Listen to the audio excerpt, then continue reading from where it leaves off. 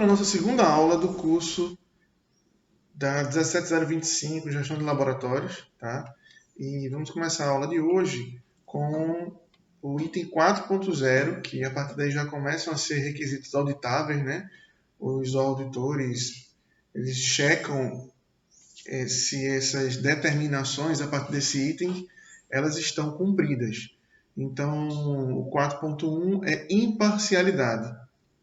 4.1.1, essa estrutura que eu estou falando numérica é a estrutura que está na norma, tá?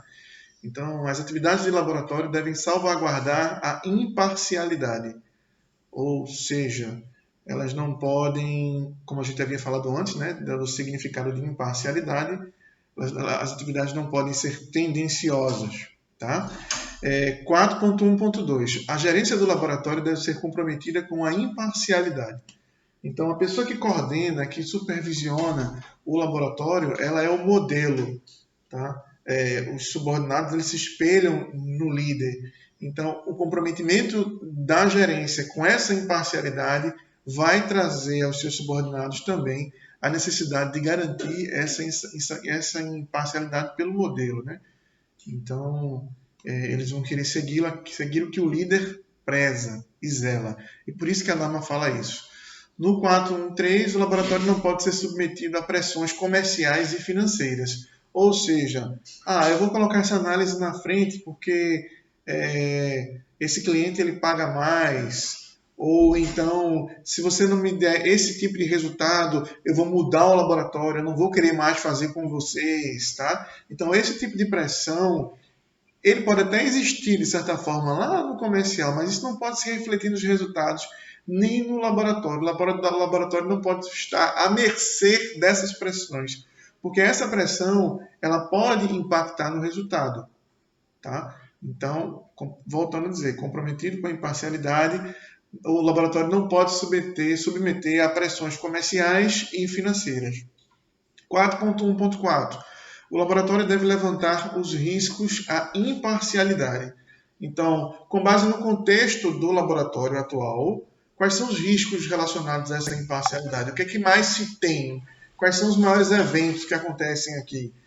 Alguém querendo, por exemplo, sei lá, comprar um analista por um resultado?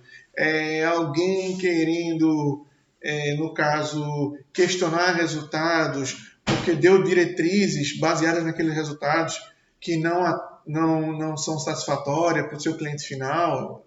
Então, qual é o contexto que o laboratório está envolvido? Então, o laboratório tem que levantar os riscos relacionados a essa imparcialidade. Tá? E no 4.1.5, o laboratório deve ser capaz de eliminar riscos ou minimizar. Pessoal, o risco ele sempre vai existir, ele sempre vai estar lá, o risco de alguma coisa acontecer. O que é que você vai fazer? O que você pode fazer é identificar esse risco e você pode reduzir ele a um tamanho que não impacte tanto na sua organização, ou que não impacte na imparcialidade do negócio, tá? Do laboratório. Você reduz, minimiza ou você elimina completamente esse risco. Pode colocar uma barreira de sistema, pode colocar uma barreira, uma pessoa que limite o acesso à pessoa do resultado, por exemplo, que vai validar o resultado. Então, várias são as ações que podem ser definidas para reduzir ou para eliminar esse risco. Tá?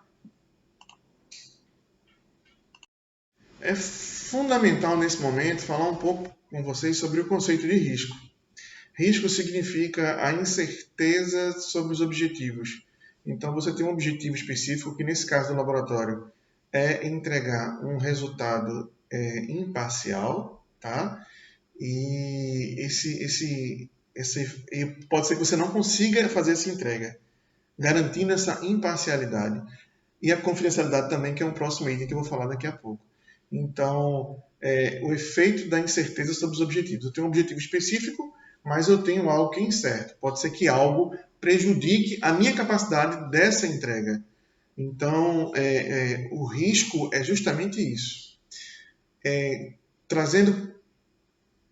Tornando mais prático o conceito, como é algo inerente que a gente faz todo dia, se você pensar em atravessar uma avenida que tem duas faixas, uma indo e uma voltando, se você decidir atravessá-la de olho fechado, existe um risco muito grande de você ser atropelado, tá? É o que a gente considera risco vermelho. Se você resolver atravessar essa mesma avenida olhando para um lado só, você reduziu o risco, você meio que minimizou um pouco a chance daquela ocorrência. Então, é o que a gente chama de risco amarelo. Ainda existe lá e pode acontecer, mas você reduziu. E você atravessar no sinal de olho aberto, você está reduzindo esse risco a um nível mínimo, né, de que aquilo aconteça. Mas o risco ainda está lá, por isso que ele é risco. Então ainda pode acontecer de você ser atropelado, mesmo considerando todas essas condicionantes, né, na hora que for atravessar. Então, quando a gente fala de risco médio, moderado e alto, é justamente isso. Então, se você tem um evento dentro do laboratório, tá? Esse evento, qual a consequência dele? É alta? A consequência é baixa? Para a organização, o impacto que ele vai trazer. Já aconteceu na organização, nunca aconteceu mais de uma vez. Então, tudo isso vai valorar o risco para considerar ele verde, amarelo ou vermelho. No caso em que ele se torne um risco vermelho, um risco crítico para o laboratório, você vai precisar definir uma ação para tratar esse risco e avaliar, inclusive, a eficácia dessa ação. Então, é conveniente que vocês tenham esse conceito de risco para que vocês entendam melhor como isso é identificado, que é o que eu vou mostrar, acho que nos próximos slides. Em se tratando das ameaças para a imparcialidade, tá? Então tem uma nota na norma que ela cita essas potenciais ameaças à imparcialidade. Propriedade, tá? Governança, gestão, pessoal, recursos compartilhados entre clientes e laboratório, finanças, determinados contratos, marketing, comissões por indicação. Então, esses 9 pontos são considerados potenciais ameaças à imparcialidade. Quando a gente fala em cada ponto desse, existem nuances para cada ponto, tá? Então, eu vou pegar aqui, não vou me detalhar em todos, mas eu vou pegar aqui uns 2 ou 3 itens para falar. Por exemplo, no que tange a pessoal, o pessoal tem algum tipo de envolvimento com o cliente, isso pode gerar, de certa forma, uma ameaça à imparcialidade. De repente, você tem aí no seu laboratório alguém que é irmão, primo, casado, com alguém que é da empresa do cliente ou com o próprio cliente. E o cliente necessita de um determinado resultado. E, então isso pode prejudicar a imparcialidade, caso aquele resultado ele não seja um resultado satisfatório. Tá? No que tange a finanças, por exemplo, que pode ameaçar a imparcialidade. Eu vou sair um pouco da realidade do laboratório, vou para um laboratório destinado à área de construção civil, que faz testes relacionados à norma de desempenho, por exemplo. Essas empresas elas ficam submissas à aprovação de um financiamento junto à Caixa Econômica Federal da Vida para continuar suas obras. Então, basicamente, ela precisa de um resultado específico no que tange aquele teste. Se aquele resultado não sai, ela vai ter um problema financeiro. Então, as finanças é outro item que pode ameaçar a imparcialidade. E a finança também do laboratório. Se o laboratório não tiver, a empresa não tiver com caixa legal, né, e ela for passível de uma tentativa de suborno, por exemplo, para falsificar um resultado, então isso também é uma ameaça à imparcialidade. E o terceiro ponto que eu vou pegar como exemplo aqui, que é isso aqui, comissões por indicação. Então, você tem a área comercial, né, que tem aqueles representantes que são comissionados por indicação de clientes. E eles precisam manter aqueles clientes. E esse comissionamento ele vai variar a nível de ganho como é que se diz? A nível de ganho para o vendedor, a depender do contrato. Se o contrato quanto mais alto for, maior vai ser o ganho. Então, geralmente esses clientes que ele tem um ganho maior de comissionamento, ele pode ter um cuidado maior que pode exagerar e chegar ao ponto de querer, por exemplo, pedir uma rechecagem de um resultado, porque ele, com o conhecimento que ele tem junto ao cliente, ele pode entender a necessidade do resultado do cliente, ou seja, qual é o resultado que o cliente precisa ter. Então, isso também é uma ameaça à imparcialidade, essa questão das comissões por indicação. Então, tem essas várias nuances que vocês estão vendo aí, ó, que pode afetar uma decisão e gerar uma ameaça à imparcialidade do laboratório, que é tão necessária.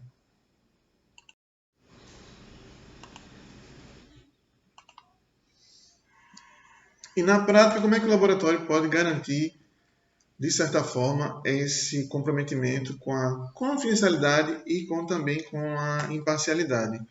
É conveniente que todos do laboratório, todos, assinem um termo de comprometimento. Tá? Um termo de comprometimento como esse aqui, ó, que eu vou ler para vocês. Esse termo de comprometimento é de um laboratório bem conhecido, tá? De calibração. Então, vamos lá. Ó. Aí o nome da pessoa, presto serviço junto ao Departamento de Assistência Técnica e comprometo-me a executar os serviços para os quais fui designado com dignidade e respeito, assegurando a confidencialidade e sigilo das informações geradas no exercício de minhas atribuições, não divulgando os resultados declarados sem antes obter o consentimento do cliente. Comprometo-me também a não aceitar e, se caso houver, comunicar imediatamente meu superior imediato sobre qualquer tipo de regalias ou bens que sejam oferecidos de forma ilícita por clientes em troca de informações ou resultados relativos ao processo de calibração, mantendo a imparcialidade de julgamento dos resultados por mim apresentados. Da mesma forma, agirei se for submetido a situações de constrangimento, coação ou pressões de qualquer outra natureza perante clientes do laboratório ou da própria assistência técnica. Aí, São Bernardo do Campos, a data, mês e assina a assinatura do técnico. Então, esse é um documento legal e é conveniente que todos, sem exceção, todos que fazem parte da cadeia, desde o recebo da coleta da amostra, até a análise, até a dispensação do resultado, todos assinem esse termo de comprometimento, tá? Que está direcionado à garantia do que a gente já vem estudando agora, da confidencialidade, tá? E também, né, da ausência no caso da imparcialidade, da ausência não, da garantia da imparcialidade.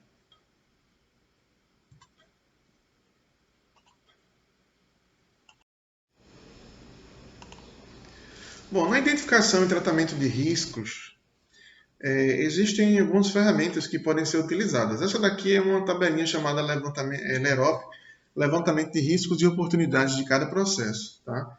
Então, a gente pegou uma atividade aqui, que é a análise das amostras, tá?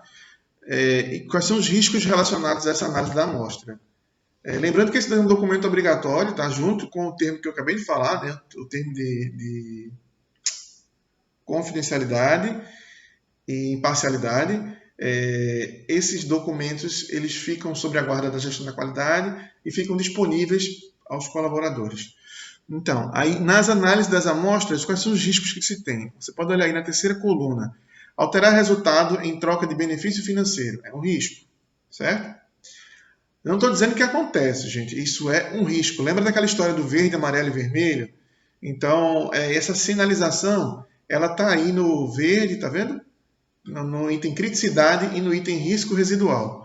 Então, outro risco relacionado à análise das amostras. Alterar o resultado da amostra por parentesco com o cliente. Uma possibilidade. Outro risco, mudar a consequência de análise em troca de benefício financeiro ou pressão comercial. Então, existem essas três possibilidades que estão alinhadas com as ameaças que a gente viu lá naquele slide anterior. Então, por exemplo, se você alterar um resultado em troca de benefício financeiro, qual seria a consequência? Resultado divergente, falsificação do resultado, ilegalidade, constituído crime, certo? Gravidade 4, probabilidade 2. Aí nessa escala, no que tange a gravidade, 2 é baixa consequência, 3 é consequência moderada, 4 é consequência grave. Probabilidade 2 nunca aconteceu na empresa, 3 aconteceu uma vez, 4 aconteceu mais de uma vez. A criticidade é a multiplicação da gravidade vezes a probabilidade. Então a gente pode perceber que nessa empresa, como a probabilidade é 2, apesar desse risco existir, isso nunca aconteceu. Então o tipo de tratamento vai ser reduzir a probabilidade, caso requeira um tratamento, tá? Nesse caso aqui, a empresa optou por definir uma ação para reduzir mais ainda esse risco. O risco residual, se tivesse algum tipo de controle, ele tomaria uma nota. Então, o risco residual é a subtração da criticidade menos o controle.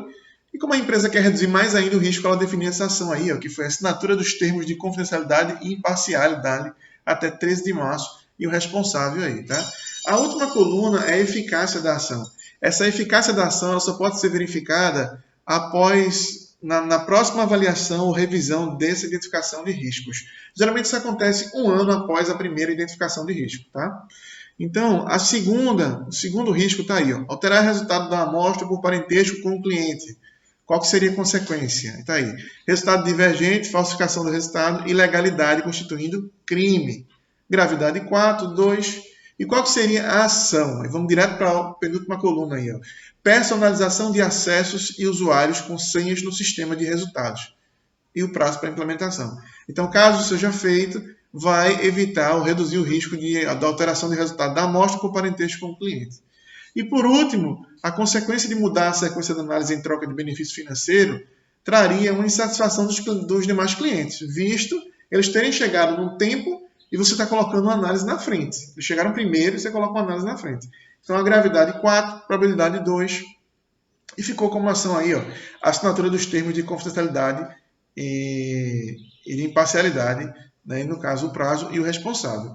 Então, gente, a identificação e tratamento do risco é feita através dessa ferramenta, do levantamento de riscos e oportunidades de cada processo, e essa identificação, tá? Eu só citei aqui a parte de análise das amostras, mas ela é feita para cada atividade dentro da organização.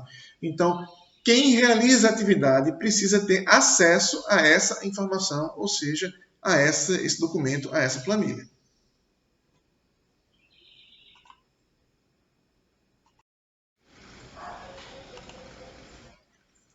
Confidencialidade, item 4.2.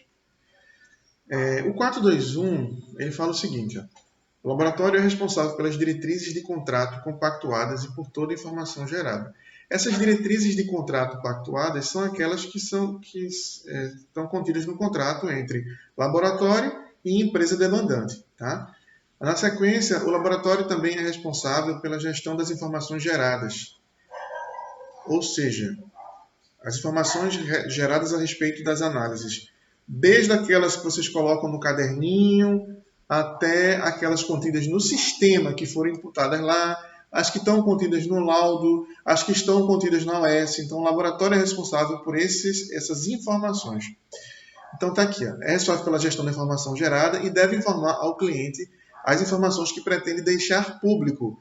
Caso seja necessário a publicação do resultado, em alguns casos, isso é um critério legal, o laboratório precisa comunicar quais são os dados que ele deixará público. Tá? O cliente tem que estar claro, isso tem que estar pactuado com o cliente. Pactuado quando não é um critério legal. Muitas vezes o critério legal ele obriga a divulgação. Aí, sendo assim, não, basta a informação se ele compactuar ou não, não vai fazer diferença, vai ter que divulgar, ele vai ter que ficar sabendo que será divulgado. A não ser que haja um acordo, tá? Como eu falei. Informação deve ser considerada propriedade do cliente. Gente, todas as normas, elas citam esse propriedade do cliente como material, insumos, mas também propriedade do cliente é informação do cliente. Informação da propriedade do cliente ela tem que ser salvaguardada. Ela não pode ser perdida. Caso você perca uma informação do cliente, deve ser comunicado ao cliente que isso aconteceu. Laboratórios que têm coleta de amostra, por exemplo, caso ele perca a amostra, tem que ser comunicado ao cliente que isso aconteceu. Laboratório que não coleta, mas tem informação do cliente, e, por exemplo, é passível de um ataque cibernético, um hacker roubou as informações do cliente. O laboratório precisa comunicar formalmente ao cliente a perda dessa informação, certo? Bom, item 4.2.2. Quando requerido por lei ou compromissos contratuais, o laboratório é autorizado a divulgar informações confidenciais. Então, se a legislação exige que seja divulgado, por exemplo, dados do cliente, endereço, telefone, uma investigação, por exemplo, de uma Polícia Federal, de uma Polícia Civil da vida, o laboratório vai ter que divulgar. Agora, vai ter que informar o interessado que divulgou aquela informação. Tá? A não ser que seja proibido pela legislação. O que eu estou querendo dizer? O cliente chegou lá e colocou uma amostra para uma análise, para ser feita uma análise. E, de repente, por algum motivo, a Polícia Federal chega na empresa e pede para ver os resultados. Aí você, segundo a norma, vai ter que informar para o cliente. Só que o policial ele fala, não, você não vai informar nada porque está acontecendo sob sigilo de investigação, esse processo. Aí você não vai poder informar para o seu cliente que eles estiveram lá para fazer esse tipo de coleta de dados e informação. Tá? Então está aqui claro, a não ser que seja também proibido por lei essa comunicação, que é esse caso. Se for proibido, você não deve informar para o determinado cliente que houve essa coleta de dados, ok?